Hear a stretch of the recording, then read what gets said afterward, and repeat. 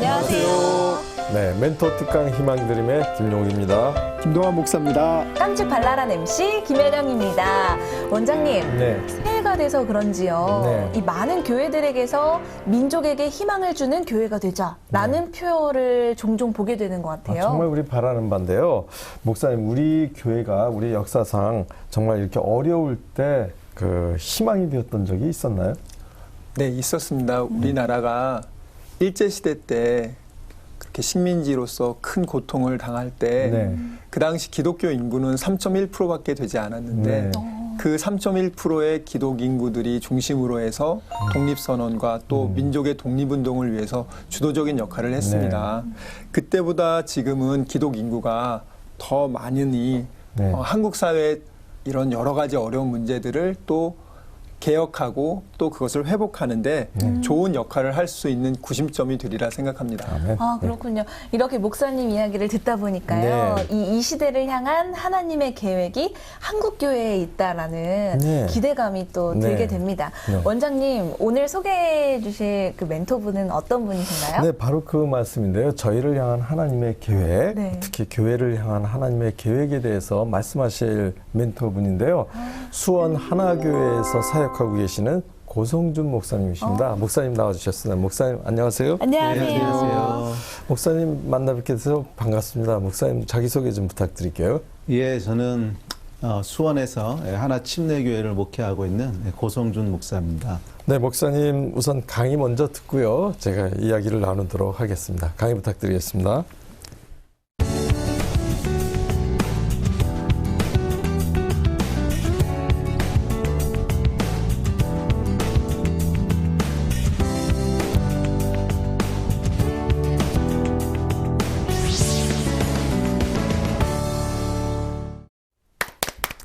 네, 안녕하세요. 그 영어 단어에 데스티니라고 하는 단어가 있습니다.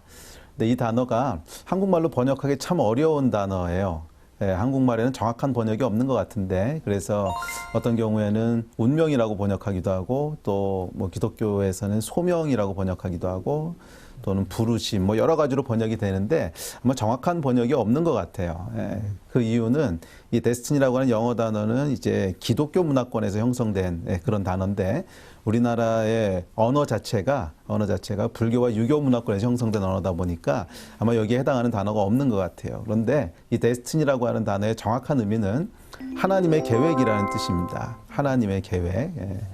하나님께서 사람을 창조하실 때 계획을 가지고 창조하셨습니다. 그래서 한 사람도 아무 계획 없이 창조된 사람은 없습니다. 하나님께서는 타초부터 우리가 어디서 태어날 것인지, 남자로 태어날 것인지, 아니면 여자로 태어날 것인지, 아니면 키는 얼마나 될 것이고, 머리 색깔과 눈 색깔은 무엇이고, 또 어떤 부모 밑에서 어떤 환경 가운데 어떻게 태어나서 어떻게 자라서 어떤 일을 할 것인지에 대한 아주 구체적이고 아주 자세한 계획을 가지고 우리를 지으셨습니다. 그래서 어떤 한 사람도 너는 그냥 아무 계획 없이 지었으니까 대충 살다 와라, 뭐 이런 건 없다는 거예요. 하나님께서는 모든 사람을 향한 아주 정확하고 구체적이고 또 복된 계획을 가지고 계십니다. 그리고 이것을 성경은 뭐 성경의 단어가 나오진 않는데 성경에 예정된이라고 하는 단어가 나오죠. 이걸 영어로 보면 predestined, 이게 이제 destiny하고 어원이 같은 거죠. 그래서 destiny라고 하는 것은 하나님의 계획이란 뜻입니다. 근데 하나님의 계획 안에는 많은 비밀과 많은 축복들이 숨겨져 있습니다. 첫 번째 축복은 어떤 거냐면 하나님은 우리를 향한 큰 계획을 가지고 계시다는 거예요. 큰 계획을. 그 이유가 있습니다. 왜냐하면 하나님이 우리 아버지시기 때문에 그래요. 사실은 모든 부모들은 자녀들을 향한 기대가 있는데 자녀들을 향해서 작은 기대를 가진 부모를 저는 본 적이 없어요. 모든 부모들은 자녀들을 향한 큰 기대를 가지고 있습니다. 물론 이 자녀들이 성장해 가면서 많은 한계들을 보게 되고 그러면서 뭐 기대들이 조금씩 조정되긴 하지만 뭐 태어날 때 보면 부모들은 아이들을 향한 어떻게 보면 비현실적인 기대들을 가지지요. 그래서 종종 이런 이제 기대들이 자녀들에게 부담이 되는 것도 사실이지만 그것은 이 하나님을 떠난 인간의 타락 때문에 오는 일이고 하나님이 가지고 계신 기대는 비현실적이지 않습니다. 하나님이 가지고 계신 기대는 반드시 이루어질 수 있는 기대고 또 하나님이 가지고 계신 기대는 합당한 기대입니다. 그런데 하나님이 가지고 계신 기대는 큰 기대를 가지고 계세요. 왜냐하면 자녀기 때문에 그렇죠. 그래서 성경에 등장하는 이 하나님의 사람들을 보면 하나님을 만나서 자기의 부르심과 계획이 뭔지를 깨닫는 순간들이 있는데 예를 들면 모세가 떨기나무 사이에서 하나님을 만나든지 아니면 기드온이 처음으로 하나님을 대면하는 순간이라든지 아니면 이사야나 예레미야가 그 영광 가운데 하나님을 대면하는 순간이든지 이 하나님을 만나서 자기가 원래 무엇을 위해 지음받았고 어떻게 살도록 부름받았는지를 깨닫게 되는 순간들이 나오는데 이 순간들의 공통적인 특징이 있어요. 그 특징은 뭐냐면 당황한다는 거예요. 어떨 경우는 황당해 한다는 거예요. 왜냐하면 아니 하나님 내가 그런 부르심을 받을 만한 사람이 아닌데요. 예를 들면 모세는 40년을 광야에서 양을 치던 사람이었습니다.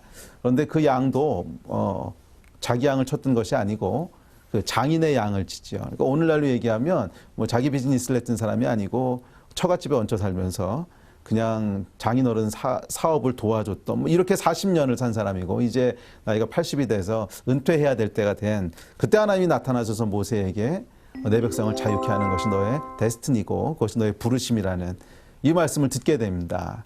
그런데 모세가 출애굽기에 보면 아주 길게 하나님과 논쟁을 하죠. 근데 논쟁의 요지인즉슨 자기는 그걸 할 만한 사람이 아니라는 거예요. 보낼 만한 사람을 보내줘서 나는 말이 어눌하고 나는 말을 못하고 나는 그럴 만한 사람이 아니고 바로가 누구간데 끊임없이 모세가 하나님한테 했던 얘기는 자기하고는 너무 갭이 크다는 거예요. 하나님께서 나를 이렇게 부르셨다고 말씀하시는데 지금 내 모습을 보고 또 내가 살아온 백그라운드를 보면 아유 하나님 저는 그걸 할 만한 사람이 아닙니다. 그런 반응이었죠. 근데 모세뿐만 아니라 기드온도 똑같은 반응이었고 너 큰 용사여라고 불렀을 때 기드온이 거기에 대해서 맞습니다. 나는 큰 용사입니다. 이렇게 반응하지 못했어요.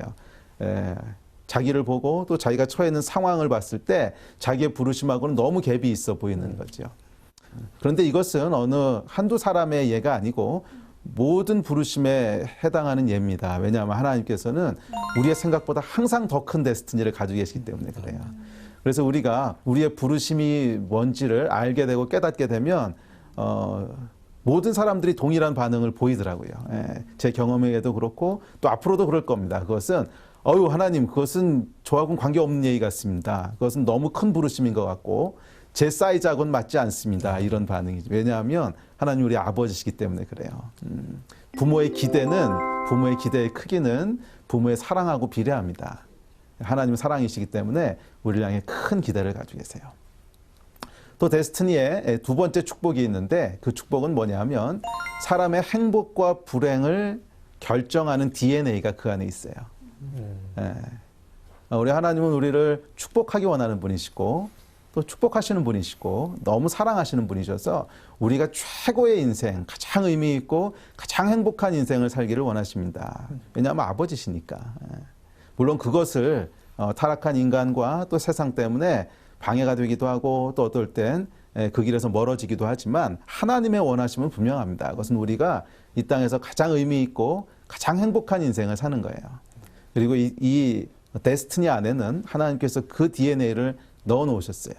그래서 사람은 데스티니를 발견하고 이루어가면 그 안에 행복해지는 그리고 의미 있어지는 그런 축복을 누리게 되고 반대로 데스티니에서 멀어지게 되면 모든 것을 다 이룬 것 같아도 뭔가 허전하고 뭔가 다가 아닌 것 같고 인생이 이게 다가 아닌 것 같고 이제 그런 허무함을 느끼게 됩니다. 이것이 데스티니 안에 담겨 있는 어떻게 보면 하나님이 만들어 놓으신 어떤 창조의 섭리지요. 그 제가 이제 미국에 유학생으로 한 7년 정도 살았었는데 미국에 유학생으로 갔을 때 그 제 취미 중에 하나가 목공이에요. 이렇게 나무로 뭘 만들고 이러는 걸 좋아하는데 그래서 이 미국에서 공구 뭐 톱이랑 망치랑 이런 거 파는 공구샵에 갔는데 전기톱이 있는 거예요.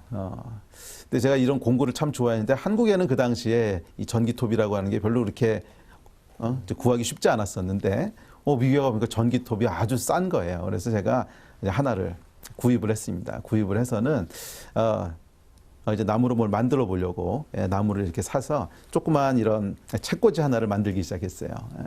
근데 전기톱을 보니까 구조가 아주 단순합니다. 뭐 전기 꽂고 스위치 올리면 부웅하고 돌아가는 거예요. 그래서 뭐 많은 어떤 그 뭐 스위치가 여러 개 있는 것도 아니고 그냥 스위치 하나예요. 딱. 그래서 스위치를 올리면 켜고 뭐 내리면 꺼지고. 그래서 뭐 이까짓 거 설명서 볼 필요가 있겠나. 제가 기계에 대한 감이 좀 있다고 생각을 했기 때문에 이거 뭐 스위치만 올리면 되는 건데.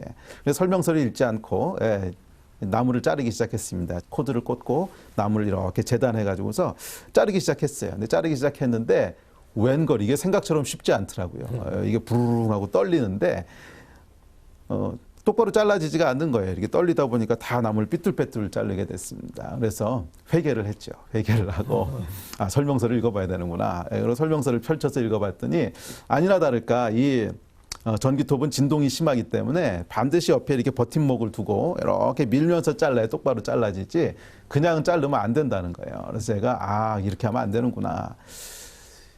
여러분 한번 생각해 보십시오.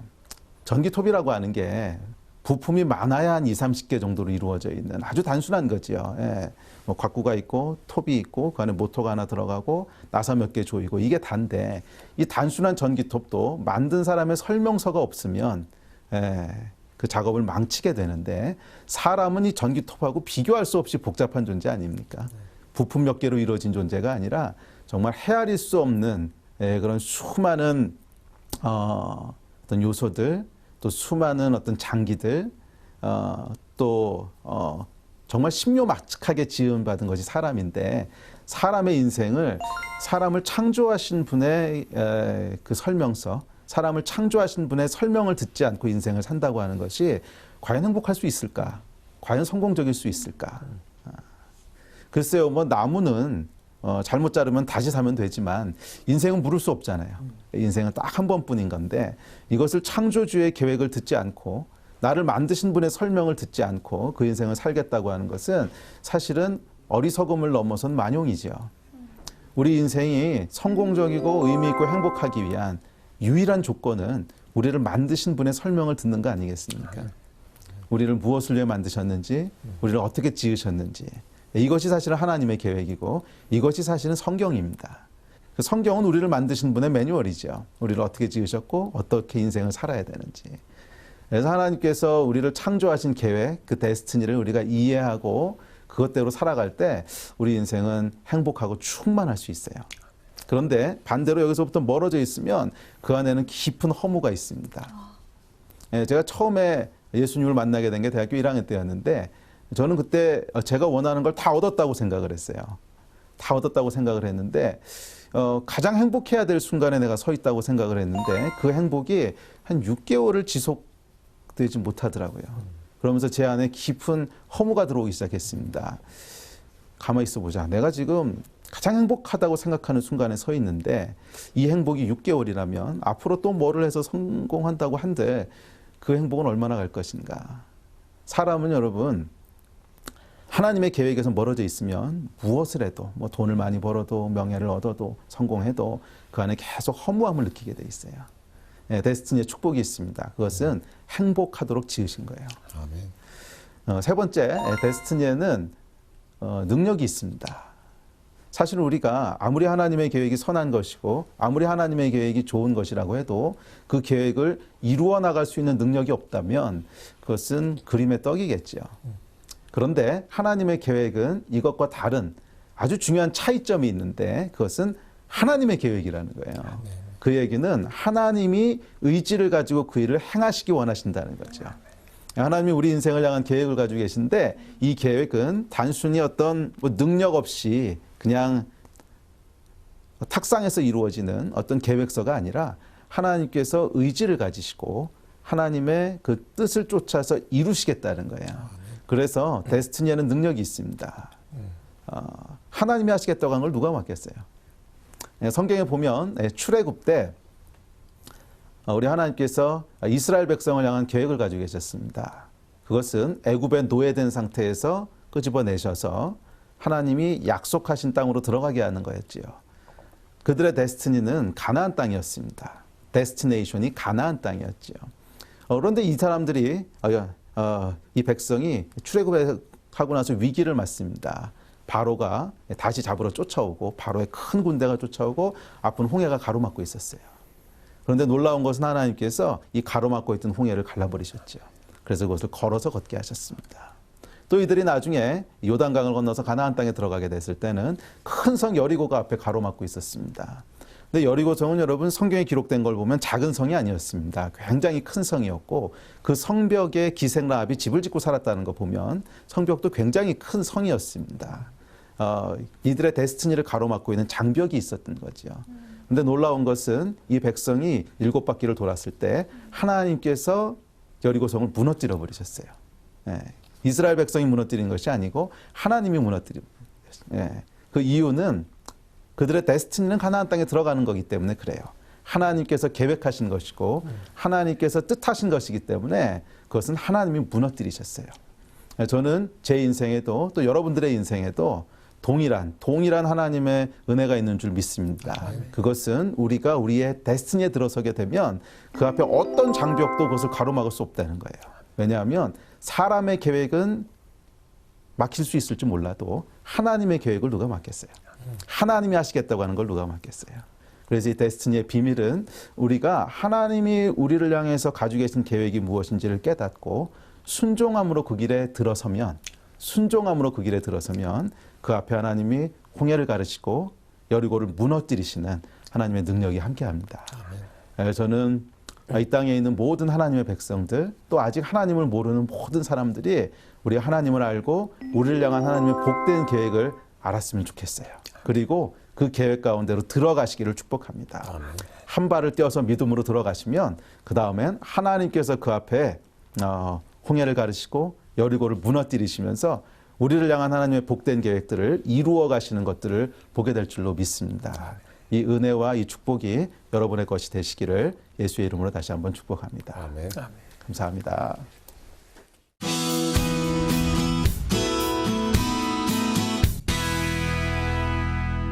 네, 목사님 강의 잘 들었습니다. 제가 목사님 강의를 통해서 그 전에 데스티니라고 그러면 운명이라는 느낌으로 들었었는데 데스티니는 하나님의 계획이라는 뜻이 제일 정확하구나. 배웠습니다. 그러면 하나님께서 목사님을 향한 데스티니가 무엇이었는지, 그걸 목사님께서 어떻게 깨달으셨는지, 그리고 제일 처음으로 어떻게 하나님을 인격적으로 만나셨기에 그 데스티니의 길을 알아가는 여정을 겪었는지 이런 궁금증이 생겨요. 언제 처음으로 인격적으로 만나셨나요?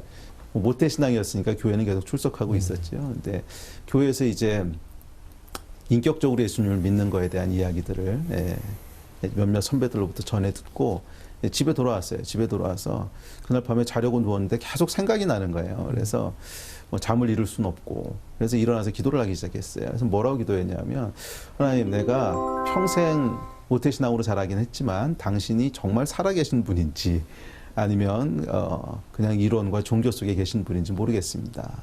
근데 정말 당신이 살아계신 분이라면 난 당신이 필요합니다. 지금 당신이 없으면 내 인생에 아무 의미가 없다고 하는 걸 내가 지금 그 고통 가운데 있는데 정말 살아계시다면 오늘 나타나서 날 좀 도와주십시오. 그렇게 기도를 하는데 갑자기 눈물이 나기 시작하는 거예요. 그래서 그날 밤에 한 2-3시간을 펑펑 울면서 기도를 했는데 그때 제 안에 뭔가 변화가 일어나기 시작했어요. 그리고 다음날 아침에 일어났는데 이 세상이 달라 보이는 거예요. 세상이 달라 보이고 정말 하나님이 계시다고 하는 것을 제가 믿을 수 있게 되고 그러면서 제 안에 일어난 제일 큰 변화가 뭐였냐면 사람은 경쟁과 성취를 통해서 행복을 이루는 게 아니라는 거였어요. 그 전까지 제 안에 이 경쟁이라고 하는 단어가 아주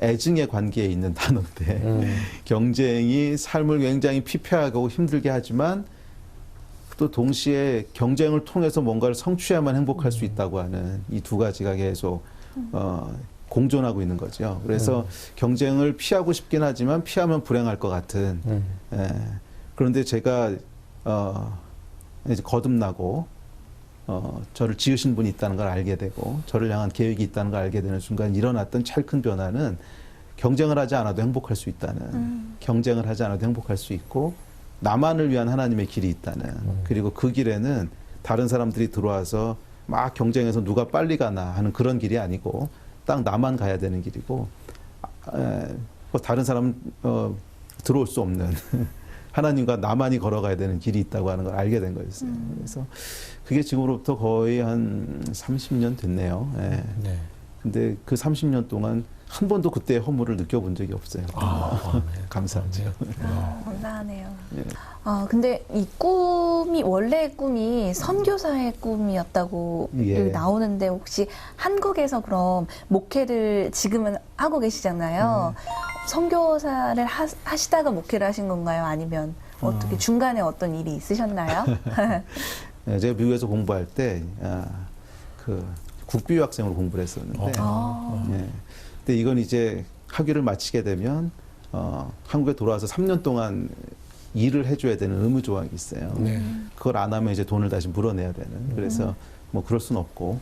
그래서 이제 돌아와서 3년 동안 일을 하고 그동안에 선교지로 나갈 준비를 해서 선교지로 가야겠다. 그러고 들어왔습니다.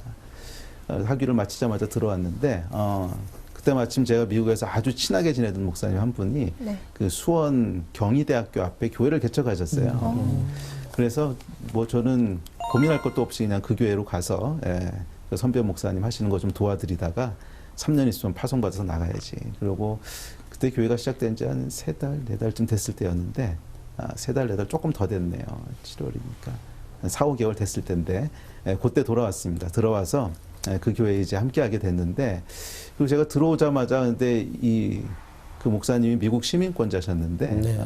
뭐 개인적인 사정이 생기셔서 미국으로 돌아가셔야만 되게 됐어요. 그러면서 교회가 이제 목회자가 없어진 거죠.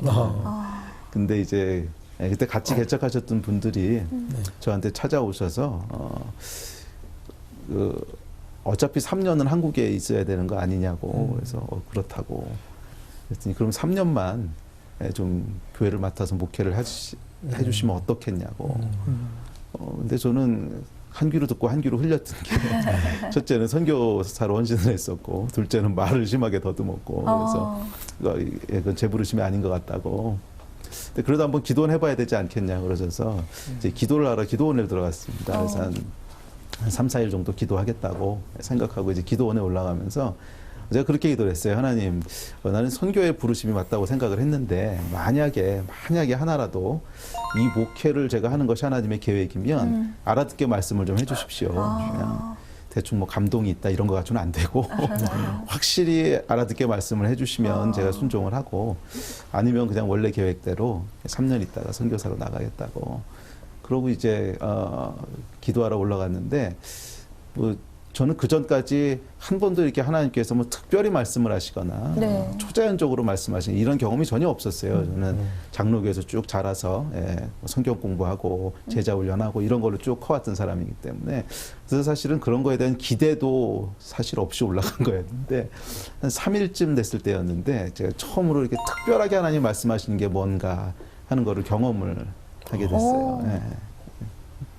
그때 하나님이 저에게 주셨던 어떤 감동이 어떤 내적인 확신이랄까, 네. 내적인 음성이었는데, 그것은 저의 부르심, 데스티니에 대한 거였어요. 그래서 너를 향한 나의 계획은 네가 선교지에 들어가는 것이 아니고 이곳에서 젊은이들을, 특별히 젊은 사람들을 전도하고 훈련하고, 그래서 그들을 모든 필요가 있는 곳으로 보내는 거라고 이제 그 말씀을 주셨어요. 그래서 이제 내려와서는 교회를 하는 게 맞는 것 같다고 교회 집사님들한테 말씀을 나누고, 그래서 이제 목회를 시작하게 됐는데, 참 흥미로웠던 것은 제가 말을 더듬었잖아요. 네. 네. 그래서 이 첫 설교를 해야 되는 날이 됐는데, 이제 그러고 나서 제가 신학교를 등록을 했죠. 신학교를 등록을 했는데, 첫 설교를 해야 되는 날이 됐는데, 뭐 한 번도 설교해 본 적도 없고, 설교 훈련을 받아본 적도 없고, 어떻게 말을 더듬으니까 앞에 서본 적도 없고, 그래서 토요일이 되는데 설교 준비를 다 맞춰놓고는 잠을 못 자겠는 거예요. 밤에. 이제 걱정이 되니까. 그래서 밤새도록 이제 기도하면서, 이제 새벽까지 깨서 기도하다가 나중에는 막 원망이 나오더라고요. 하나님 왜 말 잘하는 사람도 많은데 하필 저 같은 사람 붙잡아다 이렇게 하시냐고. 그러다 이제 아침이 돼서 설교를 하러 갔는데 참 재밌었던 것은 제 첫 설교를 하려고 딱 마이크 앞에 서는 순간부터 말 듣는 게 하나도 없어졌어요. 아멘. 그래서 하나님이 깨끗하게 고치시고 그래서 지금까지 뭐 말 더듬어 본 적이 한 번도. 와. 그래서 제가 아까 데스티니 때 잠깐 나눴지만 네. 이 우리의 부르심 하나님의 계획 가운데 들었으면 여리고를 무너뜨리신다고 장벽이 없다고. 그러니까 사실은 저는 개인적으로 봤을 때 목회하기에는 그렇게 적합한 사람은 아니었어요. 왜냐하면 말도 더듬죠. 목회를 해본 적도 없지요.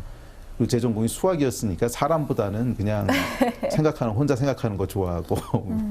예, 그런데 참 재밌는 것은, 감사한 것은 하나님의 부르심 안으로 들어서니까 그 안에 있던 장벽들은 하나님이 다 부수시고 돌파하시더라는 거예요. 그것은 그래서 성경에만 나오는 이야기가 아니라 오늘날 누구에게나 하나님 동일하게 행하시는데 데스티니에 들어서면 그 앞에 장벽들을 하나님 무너뜨리신다는 거예요. 이것은 제 경험이고 또 간증입니다. 많은 성도들이 하나님을 믿는다고 하면서 자신을 향한 하나님의 계획을 모르고 사는 경우가 많잖아요. 그럼 어떻게 하면 우리가 하나님의 계획을 알 수 있게 될까요? 하나님의 계획을 알지 못하는 이유가 몇 가지 있는데 일단 뭐 크리스찬이 아닌 경우는 당연히 하나님의 계획을 모를 것이고 그것은 뭐 예외로 해두고 크리스찬들이 하나님의 계획을 알지 못하는 것에 대해서는 몇 가지 이유가 있는 것 같아요. 근데 그 중에 아주 큰 이유는 세상에서 정해놓은 어떤 규격들, 세상에 정해놓은 삶의 패턴들, 그게 너무 매여 있지 않나 하는 마음들을 좀 가지게 됩니다. 특별히 요즘 젊은이들 이렇게 대해 보면 뭐 길들이 다 다 똑같아요. 그러니까 사람은 다양하고 사람은 다른데 원하는 게 뭐냐고 물어보면 다 똑같은 대답들을 하거든요. 다. 예. 그래서 뭐 중고등학교 때까지는 뭐 그냥 좋은 대학 진학하는 거 또는 뭐 노래를 잘하거나 그런 아이들은 뭐 연예인이 되는 거 뭐 그런 대답들을 하는데 결국 가보면 뒤에 가서 얻고 싶은 것은 어떤 명예, 그다음에 돈, 권력, 뭐 아니면 뭐 그런 것들이죠. 성공. 예.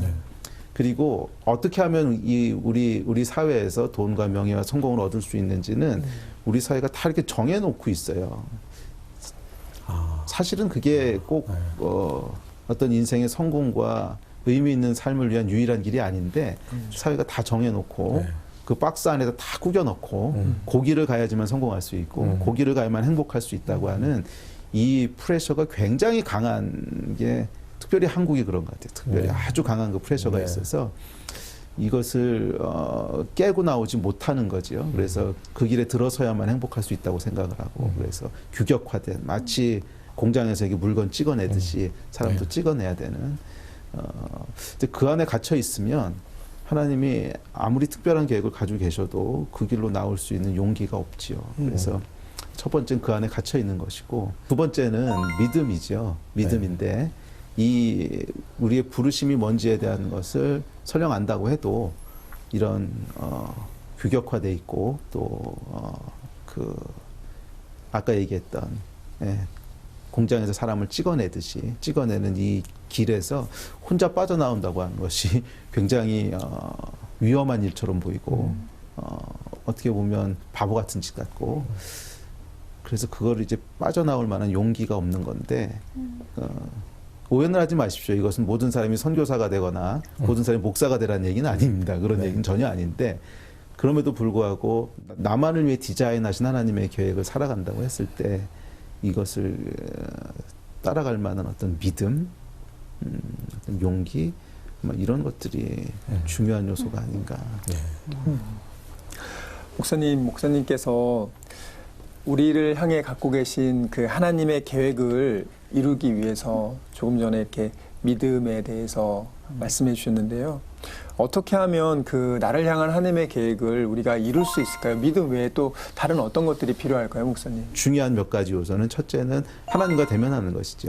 그래서 특별히 성경 말씀과 대면하고 또 기도 가운데 우리를 향한 하나님의 은혜가 뭔지를 알고 이 하나님과 대면하는 것이 가장 중요하고 왜냐하면 우리를 만드신 분이시니까. 네. 그 다음에 또 중요한 게 있다면 저는 그 중에 하나가 거룩함이라고 생각을 해요. 근데 이 거룩함이 중요한 이유는 이제 죄의 문제인데 이것이 이 하나님은 죄를 아주 싫어하시죠. 아주 싫어하시는데 심지어 출애굽기에 보면 하나님께서 거룩하지 못한 것이 있으면 돌격할까 하노라 이렇게 표현하는데 아주 과격한 표현이죠. 그러니까 죄가 있으면 하나님이 싫어하시는 것이 아니고 그 죄에 돌격하셔서 부셔버려야만 된다는 아주 강한 표현인데 그래서 하나님이 죄를 싫어하시는 이유는 죄는 하나님에게 어떤 영향을 미치는 것이 아니고 죄를 지은 그 사람의 데스티니를 왜곡시키고 그 사람의 인생을 파괴하고 그래서 하나님이 죄를 아주 싫어하시죠. 그래서 사실 성경에 보면 아담부터 시작을 해서 죄가 들어왔을 때 원래 아담을 향해 가지고 계셨던 그 계획, 아담의 데스티니가 왜곡되죠. 네. 그래서 더 이상 에덴에 살 수 없게 되고 쫓겨나게 되고 그다음에 고생을 해야 되고 가인도 마찬가지고. 그래서 성경에 등장하는 죄들을 보면 그 죄는 그 사람의 데스티니를 파괴해요. 엘리사의 그 사환이었던 게하시 같은 경우도 그가 죄를 졌을 때 문둥병에 걸리게 되고 원래 그도 선지자 생도였죠.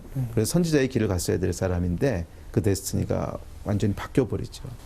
그래서 사실 이 거룩함이라고 하는 것은 그래서 우리의 데스티니를 계속 유지할 수 있게 해주는 굉장히 중요한 요소죠. 아, 그렇군요. 우리가 이제 하나님의 계획, 뭐, 데스티니, 이렇게 생각을 하지만, 사실 이게 우리만의 생각일 수 있는 거잖아요. 근데 우리는 종종 이것이 또 하나님의 계획이다, 라고 우리의 생각으로 이제 가는 경우도 있는데, 그럴 때 환경이 또 막힐 때가 있는 것 같아요. 근데 그럴 때 하나님의 계획이 이것이 아닌가라고 생각을 하게 될 수도 있는 것 같은데, 환경이 막힌다는 것은 어떤 걸 의미하는 걸까요? 사실 환경이 막힌다고 해서 그것이 데스티니가 아니다 이렇게 얘기할 수는 없어요. 그렇죠. 왜냐하면 성경에 보면 많은 하나님의 사람들이 네. 그의 명확한 부르심에도 불구하고 그 앞에 여러 장벽들이 있었고 막힘들이 있었거든요. 뭐 예를 들면 요셉 같은 경우에 요셉을 향한 하나님의 계획은 처음부터 명확했습니다. 그는 애굽의 총리의 자리에 오를 사람이었고 또 그를 통해서 이 기근의 때 하나님의 백성을 구원하기 위한 그 계획을 하나님 가지고 계셨는데 그 중간에 보면 많은 어려움들을 겪지요. 내 형들한테 배반당해서 이제 노예로 팔려가게 되고 또 거기서도 보디발의 아내에게 이제 오해를 받아서 모함을 받아서 감옥에 가게 되고 감옥에서도 사실은 또 오랜 세월을 보내야 됐고 뭐 이런 이제 과정들을 겪게 되죠. 그런데 흥미로운 것은 요셉의 인생을 살펴보면 데스티니에 대한 아주 흥미로운 걸 발견하게 되는데 요셉 안에 정말 하나님이 넣으신 DNA 같아요. 어디 가든지 간에 총리가 돼요. 어디에 가든지 총리가 되는데 원래 자기 집에 있을 때도 뭐 형들이 양치고 있으면 쭉 이렇게 돌아보고 아버지에게 보고하죠. 이게 총리가 하는 일이거든요. 네. 그리고 보디발의 아내 보디발의 집에 노예로 팔려갔을 때도 집안 모든 일을 다 맡아서 하게 되는 총리가 되죠. 감옥에 갔을 때도 간수가 모든 걸 다 맡기죠. 어디 가든지 총리가 되거든요. 그 안에 하나님이 넣어놓으신 DNA죠. 사실은 어떤 애굽의 총리의 자리에 올라야만 나는 이 일을 할 수 있어 라고 생각한다면 그것은 그의 데스티니가 아닐 수도 있습니다. 왜냐하면 애굽 같은 큰 한 나라의 총리에 올려놓으면 자기 데스티니가 아니라도 열심히 합니다. 중요한 자리니까. 그런 것은 사실 데스티니라고 보기 좀 어렵고 사실은 중요하지 않은 자리, 그냥 일상에 있는 자리 또는 사람들이 몰라주고 또는 사람들이 무시하고 그런 자리라고 할지라도 그곳에서 계속 발현되게 되는 어떤 것, 그것이 사실은 정말 하나님이 만들어 놓으신 거죠. 그래서 우리는 어떤 애굽의 총리에 올라가는 데스티니를 꿈꿀 것이 아니라 우리가 어디에 있든지 감옥에 있든지 노예로 있든지 아무도 알아주지 않은 자리에 있든지 그러니까 그곳에서 하나님이 나를 지으신 방식대로 계속 살아가면 결국 하나님께서 필요할 때 우리를 올려놓으시는 거죠. 필요할 때 올려놓으시는 것이고 그래서 제가 그 좋아하는 표현 중에 하나가 장미는 장미는 땅에 심으면 그 주변에 뭐 가시덤불이 있고 환경이 어렵다고 해서 밑으로 내려가서 고구마가 되지 않는다는 거죠. 장미는 환경이 안 좋아도 결국 그 안에서 피어나서 장미가 되지 환경이 안 좋다고 밑으로 내려가서 고구마가 됐다면 처음부터 고구마였던 거지 장미가 아니었던 거죠. 목사님께서 이렇게 계속 그 데스티니 하나님의 계획에 대해서 이렇게 쭉 말씀을 해주셨는데요. 그러면 우리 한국교회 공동체가 가지고 있는 그 데스티니는 무엇이라고 보시는지 궁금합니다. 예. 각 나라와 민족마다 좀 독특한 부르심들이 있어요. 네. 예를 들면 성경에 보면 출애굽기에서 홍해를 건넌 이스라엘 백성들을 향해서 하나님 뭐라 그러시냐면 너희는 나의 제사장 나라가 되고 그러시거든요. 원래 제사장은 개인적인 직분인데 네. 한 공동체 나라를 지칭하면서 제사장 나라라고 지칭을 하시죠. 그 이야기는 각 민족마다 독특한 부르심이 있다는 거죠. 사실 모든 민족이 제사장 나라로 부름받은 건 아니잖아요. 이스라엘만의 독특한 부르심이 있듯이 그와 마찬가지로 한국도 독특한 부르심이 있는데 저는 그 중에 하나는 기도라고 생각을 합니다. 왜냐하면 사실 한국처럼 기도하는 나라를 찾기는 힘들거든요. 물론 뭐 요즘은 많이 이게 식어지긴 했지만 사실 한국은 많은 기도의 문화들을 만들어냈습니다. 새벽 기도부터 시작을 해서 뭐 수요 기도회, 금요 철야, 산기도, 철야 기도, 하여간 아주 다양한 기도의 문화들을 만들어내면서 그 기도에 대한 데스티니가 있는 건 분명한 것 같아요. 아주 독특한 기도를 하게 되는. 예. 그리고 또 하나 증거는 그 데스티니에 들어서면 장벽이 무너진다고 했는데 네. 사실 1950년대에 이제 전쟁이 끝나고 네. 전쟁 직후에 한국은 아주 가난한 나라였죠. 아마 전 세계에서 가장 가난한 몇 나라 중에 하나였을 텐데 그런데 불과 한 세대 만에 굉장한 어떤 경제 성장을 보게 되죠. 사실 그 당시에 가난이라고 하는 여리고가 있었던 건데 이 여리고를 돌파하는 과정 가운데 보면 기도 운동하고 맥을 같이 하고 있죠. 그래서 60년대, 70년대, 80년대 기도원들이 들어서기 시작하고 각 교회마다 새벽 기도, 철야 기도, 기도 소리가 끊이지 않았는데 이 기도라고 하는 한국의 데스티니에 들어서게 됐을 때 하나님이 가난이라고 하는 장벽을 무너뜨리시고 한국 앞에 계속 어떤 길들을 열어오시는 그런 면에서 봤을 때 한국의 아주 중요한 데스티니 중에 하나는 중보하고 기도하는 그게 전부는 아닐 겁니다. 물론 네. 다른 부르심이 많이 있겠지만 네. 그 중에 하나는 기도가 아닐까. 예, 감사합니다. 흔히들 이제 어떤 문제점을 지적을 많이 하는 경향이 있는데 목사님께서는 우리가 잘하고 있는 우리 한국적인 기도 그 데스티니를 우리가 마음에 새기는 게 참 좋겠다 하는 생각을 하게 됐습니다. 목사님 앞으로 또 하고 싶다거나 계획하시고 있는 것이 있으면 소개를 해주시죠. 뭐 하고 싶은 것은 글쎄 제가 지금까지 걸어온 길을 보면 하고 싶다고 해서 다 되는 게 아니더라고요. 하나님의 계획이 있으신 거라서 네. 그 지난 몇 년 동안 하나님이 저에게 계속 훈련시키셨던 것 중에 하나가 그 생각 좀 하지 말라고. 저도 워낙 생각하는 걸 좋아하는 사람이고 그러니까 생각 좀 하지 말라고 그걸 계속 훈련시키셔서 그냥 한 걸음 한 걸음 하나님 인도하시는 대로 따라가다 보면 하나님 제일 선한 걸 이루실 거라고 하는 지금까지 하나님 인도하셨던 몇 가지는 크게 한 2가지 정도는 명확한 게 있었어요. 그것은 우리 다음 세대에 대한 투자와 선교에 대한 거였는데 지금 기도하면서 하고 있는 일 중에 하나는 난민들이 있지요.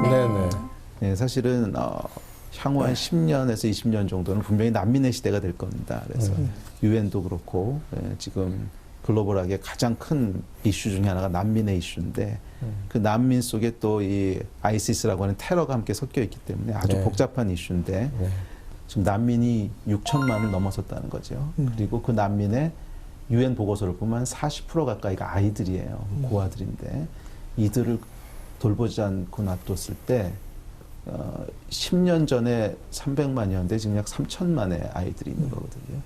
이들이 10년 뒤에 과연 세상에 어떤 영향을 미치게 될지는 지금 교회가 어떻게 반응하냐에 달려 있다고 믿습니다. 그래서 지금 제안해 주신 가장 큰 기도 제목, 또 제가 가장 많은 에너지를 쏟고 있는 곳은 그래서 이 난민 아이들을 어떻게 돌볼 것인가. 그래서 그것을 위한 NGO 단체를 지금 설립하고 있고요.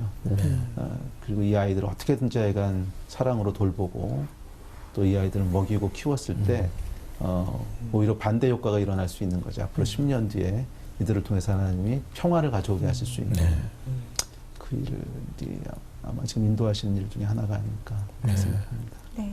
앞으로의 그 계획이 또 하나님의 계획으로 이루어질 수 있도록 함께 기도하도록 하겠습니다. 감사합니다. 마지막으로 우리 시청자들에게 멘토로서 한마디 부탁드릴게요.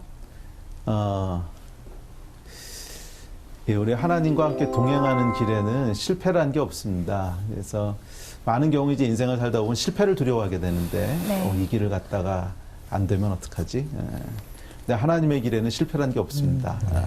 그래서 믿음과 용기를 가지고 그 길에 들어서면 그곳에서 뭐 세상적인 기준으로는 성공할 수도 있고 실패할 수도 있겠지요. 그렇지만 하나님께서는 하나님과 동행한 모든 사람들에게는 분명히 그 길을 간 거에 대한 후회함이 없는, 그리고 감사하게 되고 감격하게 되고 또 나는 다시 가도 이 길을 갈 거야 하는 그 보상들을 주세요.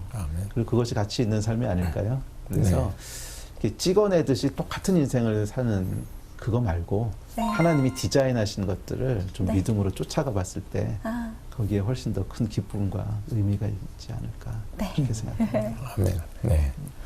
네, 오늘 귀한 시간 내주신 고성준 목사님께 진심으로 감사드립니다. 감사합니다.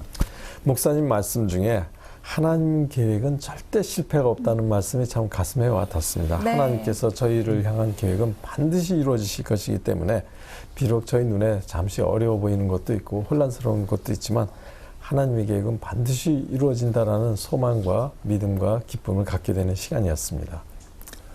바닷물의 염도가 3.5%라고 하는데요. 그것 때문에 바다가 썩지 않는다고 하네요. 우리 그리스도인들이 오늘 목사님께서 말씀해 주신 개인을 향한 하나님의 계획, 그리고 또 우리 한국교회와 공동체를 향한 그 하나님의 계획을 제대로 알고 그것에 따라 실천하고, 또 목사님께서 그 실천을 할 때 그 죄와의 싸움, 그 거룩함을 유지하면서 그것을 순종한다면 우리 사회가 정말 대한민국을 살릴 수 있는 중요한 우리 한국교회 역할이 될 수 있을 거라고 생각합니다. 네, 저도 그렇게 생각했어요. 우리 목사님께서 오늘 한 말씀 해주실 때 그 거룩함, 저도 조금 더 실천하고 해서 유지하기 위해서 이번 한 주에 말씀과 기도로 늘 깨어있는 사람이 되어야겠다라는 생각을 했고요. 그래야 또 올 한 해 제 목표인 선한 영향력을 끼치는 그리스도인이 되는 거에 한 발짝 더 다가서는 게 아닐까라는 생각을 네. 해봤어요. 네. 네. 현영 씨 이렇게 젊은 나이에 선한 영향력을 끼치겠다는 결심하는 게 참 보기가 좋습니다. 감사합니다. 이 방송을 보시는 우리 시청자분들도 하나님께서 저희를 향한 계획이 무엇인지 깨닫는 한 주가 되시기를 저희는 기원하면서 여기서 인사를 드리도록 하겠습니다. 다음 주에 또 색다른 주제를 가지고 여러분들을 찾아뵙도록 하겠습니다. 감사합니다. 감사합니다. 감사합니다.